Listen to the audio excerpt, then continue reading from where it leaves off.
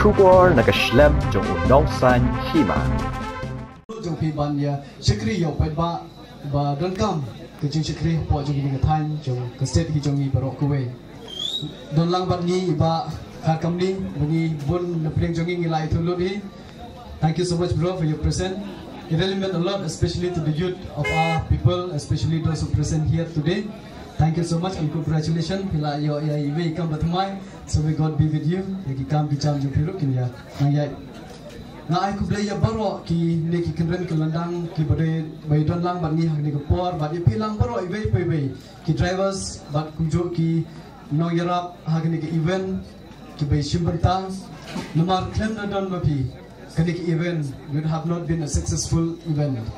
Tengah long way was new don bok ban don lang hak ni ko program tagsi nomar ngalayo ban saki ya ki katu kane ki event, especially mo kini ki drivers besi beta ban ngala ikat ni don kadi ke babon seo tunat yang long ba ban ya ki samla ba kirang ba kilong bi baro ki don lang hak ni ko por ban isi beta kham tam ban aim sem ya kini ka tim AHOR makin nang penmi show dan nang organize show kum kini ki event na beta jong kini ki drivers jong ki bedon kesap.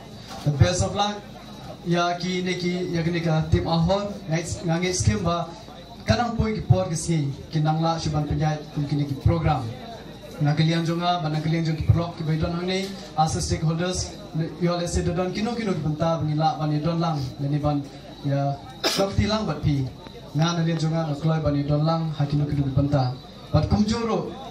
Thank you so much to all the participants for taking part in this event, and congratulations to all the winners who show your skill and talent, and with your driving skill, and you deserve to have this trophy here. May God be with you. Nang yang chu shikmat namar kinang bun kum ki event. Mane kat mangadang don hang ni I took a small test drive. Na itu korka 4x4 vehicle. It really feels tempting me.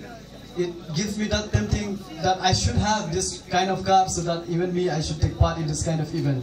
But the reason kadang mengamyo banle ya kata gede ba ni kum kinong ikmat ni duna ba ya por na mari hap sikri ki ba letinteng kadon ni kata ka jingsel ba what if I have this opportunity.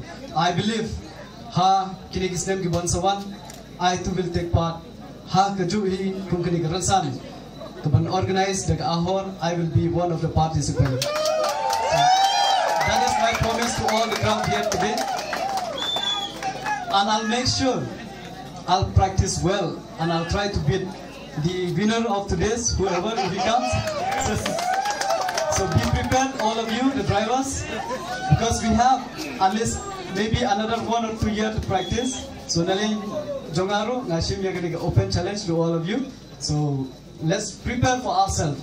Whatever we do, you don't come and practice but the day. Either it is in a political way, political field, or in driving skill, football, any kind of event we take parts. We should be well prepared. Yalade kang banging long kita kibala ban ra ya kanam lado. So ngangai skem ba kini ki drivers jungi in near future kino ki program wherever you take part you should be well prepared, especially safety should be the first priority. And one more thing I would like to say, live and let live. So you enjoy, this is a time for all of us as a youth, we should live and let live and enjoy our life.